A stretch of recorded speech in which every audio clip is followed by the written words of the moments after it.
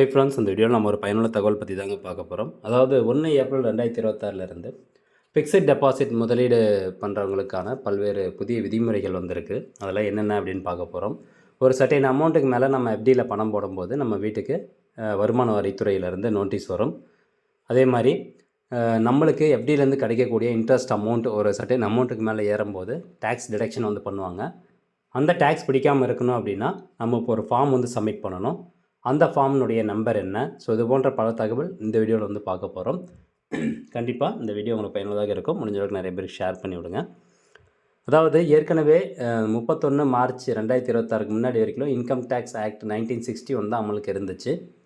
இப்போது income tax act 2025 அமலுக்கு வந்திருக்கு 1 ஏப்ரல் 2026 ஸோ அதில் அந்த புதிய இன்கம் டேக்ஸ் ஆக்டில் நிறையா சேஞ்சஸ் வந்திருக்கு. பர்டிகுலராக அந்த ஃபிக்ஸட் டெபாசிட்டுக்கான எஃப்டி முதலீட்லேயும் பார்த்திங்கன்னா நிறையா சேஞ்சஸ் இருக்குது. அதில் ஃபஸ்ட்டு நம்ம பார்க்கக்கூடிய சேஞ்சஸ் என்ன அப்படின்னா, இந்த ஃபார்ம் 121 அப்படிங்கிற சேஞ்சஸ் கொண்டு வந்திருக்காங்க. இது ஃபிக்ஸட் டெபாசிட்டுக்கு மட்டும் கிடையாது. நீங்கள் பிஎஃப் வித்ட்ராவல் பண்ணும்போதாக இருக்கட்டும், அல்லது ஒரு ஹவுஸ் ரெண்ட் வாங்கிட்டு இருக்கீங்க அப்படின்னா இருக்கட்டும். ஸோ இது எல்லாத்துக்கும் ஃபார்ம் 121 அப்படிங்கிறது இப்போ சப்மிட் பண்ணணும். இந்த ஃபார்ம் 121 எதை ரீப்ளேஸ் பண்ணுது அப்படின்னா, ஏற்கனவே பழைய இன்கம் டேக்ஸ் ஆக்டில் நடைமுறையில் இருந்த இந்த ஃபார்ம் 15G மற்றும் ஃபார்ம் 15H ரீப்ளேஸ் பண்ணிட்டு தான் இந்த ஃபார்ம் 121 அப்படிங்கிறது இப்போ கொண்டு வந்திருக்காங்க. ஸோ இந்த ஃபார்ம் 121 எதுக்காக அப்படின்னா, இட்ஸ் செல்ஃப் டிக்ளரேஷன் ஃபார்ம். அதாவது எனக்கு இந்த ஃபிக்ஸட் டெபாசிட் மூலமாக கிடைக்கக்கூடிய அந்த வட்டி தொகையான அமௌண்ட்டையும் சேர்த்தேன் அப்படின்னா நான் அந்த இன்கம் டேக்ஸ் ஸ்லாபுக்குள்ளே தான் இருக்கேன். அதாவது இப்போ ஓல்டு ரெஜிமாக இருந்தால் ஒரு வருஷத்துக்கு 2.5 லட்ச ரூபா 2.5 லட்ச ரூபாய்க்கு மேலே உங்களுக்கு இன்கம் வரும்போது அதுக்கு டேக்ஸ் பிடிக்கப்படும். ஸோ அந்த வகையில் நான் அந்த இன்கம் டேக்ஸ் ஸ்லாபுக்குள்ளே தான் இருக்கேன், இந்த இன்ட்ரெஸ்ட் அமௌண்ட் சேர்த்தனாலும் அப்படிங்கிறத டிக்ளேர் பண்ணுறது தான் அந்த ஃபார்ம் 121. அந்த ஃபார்ம் 121 நீங்கள் சப்மிட் பண்ணிட்டீங்க அப்படின்னா ஃபிக்ஸட் டெபாசிட்லேருந்து கிடைக்கக்கூடிய இன்ட்ரெஸ்ட் அமௌண்ட்டுக்கு அவங்க டேக்ஸ் பிடிக்க மாட்டாங்க. அதுவும் இப்போ நீங்கள் ஃபிக்ஸட் டெபாசிட்லேருந்து உங்களுக்கு 10,000 ரூபா ஒரு வருஷத்துக்கு இன்ட்ரெஸ்ட் கிடைக்குதுன்னா அந்த 10,000 ரூபாய்க்குலாம் டேக்ஸ் பிடிக்க மாட்டாங்க. அதுக்குன்னு ஒரு லிமிட் இருக்குது.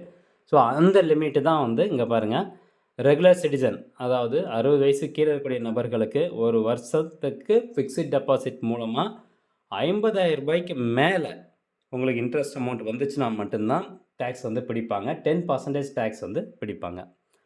அதே சீனியர் சிட்டிசன் 60 வயசுக்கு மேலே இருக்கக்கூடிய நபர்களுக்கான லிமிட் 1 லட்ச ரூபா.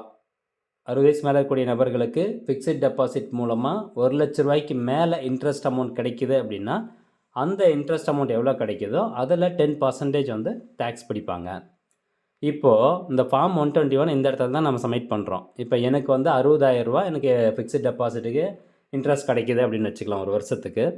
ஆனால் அந்த 60,000 ரூபா இன்ட்ரெஸ்ட் தொகை சேர்த்தனாலும் என்னுடைய அந்த இன்கம் ஆனது 2.5 லட்ச ரூபாய்க்குள்ளே தான் இருக்குது. அப்படிங்கிற பட்சத்தில் நான் என்ன பண்ணுவேன்னா அந்த ஃபார்ம் 121 எழுதி பேங்க்கில் முன்னாடியே கொடுத்துருவேன். அப்போ தான் அவங்க இந்த இன்ட்ரெஸ்ட் அமௌண்ட் போடும்போது டேக்ஸ் பிடிக்காமல் இன்ட்ரெஸ்ட் அமௌண்ட் போடுவாங்க. அப்படி இல்லை நான் ஃபார்ம் 121 எழுதி கொடுக்காம விட்டேன் அப்படின்னா அந்த 60,000க்கு அந்த 60 ஏன்னா 50,000 கிராஸ் ஆகுது இல்லை, அப்போது என்னுடைய அந்த இன்கம் ஆனது அந்த ஸ்லாபை தாண்டி போகுது, 2.5 லட்ச ரூபாய்க்கு மேலே ஒரு வாங்குறாரு அப்படின்னு நினச்சிட்டு அவங்க 10% டேக்ஸ் பிடிப்பாங்க. அப்போது நம்மளுக்கு ஃபிக்ஸட் டெபாசிட் மூலமாக கிடைக்கக்கூடிய வட்டி தொகைக்கு டிடிஎஸ் பிடிக்கக்கூடாது அப்படின்னு நினச்சோம்னா அந்த ஃபார்ம் 121 சப்மிட் பண்ணணும்.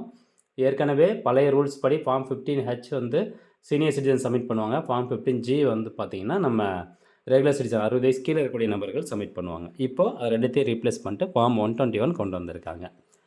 அதே மாதிரி செக்ஷன் 80C பார்த்திங்கன்னா இப்போது 1.5 லட்சம் செக்ஷன் 80C நம்ம டேக்ஸ் டிக்ளரேஷன் காமிக்கும்போது 1.5 lakhs 5 year டேக்ஸ் சேவிங் எஃப்டியில் நீங்கள் பணம் போடுறீங்க அப்படின்னா செக்ஷன் 80Cயில் காமிச்சிக்கலாம்.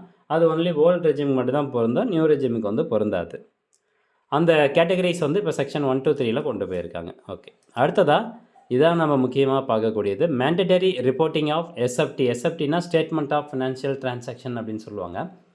இப்போது ஒரு நபர் 10 லட்ச ரூபாய்க்கு மேலே 10 லட்சமோ அல்லது 10 லட்ச ரூபாய்க்கு மேலே ஃபிக்ஸட் டெபாசிட்டில் அட் அ டைமில் பணம் போடுறாங்க அப்படின்னா அந்த பர்டிகுலர் பேங்க்கானது, அந்த நிதி நிறுவனமானது இன்கம் டேக்ஸ் டிபார்ட்மெண்ட்டுக்கு ஸ்டேட்மெண்ட் கொடுக்கணும் அப்படின்னு சொல்கிறாங்க. இப்போது நான் போயிட்டு ஒரு பேங்க்கில் எனக்கு அக்கௌண்ட் இருக்குது, நான் போயிட்டு இன்றைக்கி போயிட்டு ஒரு 10 லட்ச ரூபாய்க்கு மேலே ஒரு எஃப்டி போடுறேன். ஸோ அப்படி எஃப்டி போடும்போது நான் பல்காக ஒரு அமௌண்ட் எஃப்டியில் இன்வெஸ்ட் பண்ணுறேன் அப்படின்னா அந்த டீட்டெயில்ஸ் அந்த ஃபினான்ஷியல் ஸ்டேட்மெண்ட்டை டேரெக்டாக அந்த பேங்க் இன்கம் டேக்ஸ் டிபார்ட்மெண்ட்டுக்கு அனுப்பும். இன்கம் டேக்ஸ் டிபார்ட்மெண்ட் என்ன பண்ணுன்னா எனக்கு நோட்டீஸ் அனுப்பும். உங்களுக்கு இந்த 10 லட்ச ரூபா எங்கேருந்து வந்துச்சு அப்படிங்கிறத ப்ரூவ் பண்ணுறதுக்காக நோட்டீஸ் வந்து கொடுப்பாங்க. ஸோ இப்போ நீங்கள் எப்படி போடுறீங்க அப்படின்னா 5 லட்ச ரூபா வந்து போடுறீங்க அப்படின்னா அதுக்கெலாம் வந்து நோட்டீஸ் வராது. 10 லட்சமோ அல்லது 10 லட்சத்துக்கு அதிகமாகவோ நம்ம வந்து எஃப்டியில் முதலீடு பண்ணும்போது மட்டும்தான் நோட்டீஸ் வந்து அனுப்புவாங்க. ஓகே, அதே மாதிரி இது ஃப்ரெஷ் எஃப்டி இன்வெஸ்ட்மெண்ட்டு தான் நோட்டீஸ் அனுப்புவாங்க. இப்போ நான் ஏற்கனவே வந்து போன வருஷம் ஒரு 9 லட்ச ரூபா நான் வந்து எஃப்டியில் பணம் போட்டிருக்கேன். இந்த வருஷம் அதோட இன்ட்ரெஸ்ட் எல்லாமே சேர்த்து 10 லட்சம் ஆயிடுச்சு. இந்த வருஷம் ஆட்டோமேட்டிக்காக ரினியூவ் ஆகுது. ஸோ 10 லட்ச ரூபாய்க்கு வந்து ரினியூவ் ஆகுது அப்படின்னா அந்த 10 லட்சத்துக்கு வந்து இன்கம் டேக்ஸ் டிபார்ட்மெண்ட் தரப்பில் வந்து நோட்டீஸ் அனுப்ப மாட்டாங்க. ஏன்னா அது வந்து ஃப்ரெஷ் இன்வெஸ்ட்மெண்ட் கிடையாது. அது ஏற்கனவே அப்படியே வருஷமாக அப்படியே ரினியூவ் ஆகிட்டே வருது அப்படிங்கிறதுனால அதுக்கு வந்து இந்த இன்கம் டேக்ஸ் டிபார்ட்மெண்ட் தரப்பில் வந்து நம்மளுக்கு நோட்டீஸ் வராது. ரைட். அடுத்தபடியாக பேன் கார்டு வந்து கம்பல்சரி தேவை.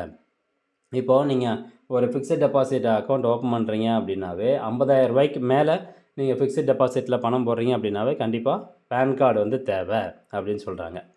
அதே மாதிரி இப்போது நீங்கள் பேன் கார்டு ப்ரொவைட் பண்ணாமல் விட்டீங்க அப்படின்னா அந்த டேக்ஸ் டிடக்ஷன் டிடிஎஸ் இன்கம் அமௌண்ட்டுக்கான டிடிஎஸ் பார்த்திங்கன்னா 20% பிடிப்பாங்க. இப்போ ஏற்கனவே நம்ம என்ன சொல்லியிருந்தோம், ரெகுலர் சிட்டிசனுக்கு ஒரு வருஷத்துக்கு 50,000 ரூபாய்க்கு மேலே எஃப்டி மூலமாக இன்ட்ரெஸ்ட் அமௌண்ட் கிடைக்குது அப்படின்னா 10% டேக்ஸ் பிடிப்பாங்க அப்படின்னு சொல்லியிருந்தோம். இப்போது அந்த பேன் கார்டு இல்லாத பட்சத்தில் 20% டேக்ஸ் வந்து பிடிச்சிருவாங்க. ஸோ அதனால் PAN card compulsory. PAN card எப்படியுமே நம்ம பேங்க்கில் அக்கௌண்ட் ஓப்பன் பண்ணும்போது பேன் கார்டு கொடுத்து தான் இருப்போம். பட் இருந்தாலும் இதை நீங்கள் தெரிஞ்சுக்கோங்க. ஓகே ஃப்ரெண்ட்ஸ், இதுதான் வந்து சம்மரி. அதாவது self declaration form 15G and 15Hக்கு பதிலாக ஃபார்ம் 121 வந்திருக்கு. டிடிஎஸ் எக்ஸம்ஷன் ரெகுலருக்கு வந்து 50,000, சீனியர் சிட்டிசனுக்கு வந்து 1 லட்ச ரூபா. அதே மாதிரி 80Cனுடைய ஈக்குவலண்ட் பார்த்திங்கன்னா இப்போ செக்ஷன் 123 அதிகபட்சம் 1.5 லட்ச ரூபாய்க்கு அதில் காமிச்சிக்கலாம். ஓல்டு ரெஜிமுக்கு மட்டும் தான் அப்ளிகபிள். 10 லட்ச ரூபாய்க்கு மேலே எஃப்டியில் பணம் போடும்போது இன்கம் டேக்ஸ் டிபார்ட்மெண்ட்லேருந்து நம்மளுக்கு நோட்டீஸ் வரும். ஓகே ஃப்ரெண்ட்ஸ், இவ்வளோ தான் இன்ஃபர்மேஷன். இந்த தகவலை முடிஞ்சவங்க நிறைய பேர் ஷேர் பண்ணுங்கள். மீண்டும் அடுத்த ஒரு நல்ல பதிவில் சந்திக்கலாம். நன்றி, வணக்கம்.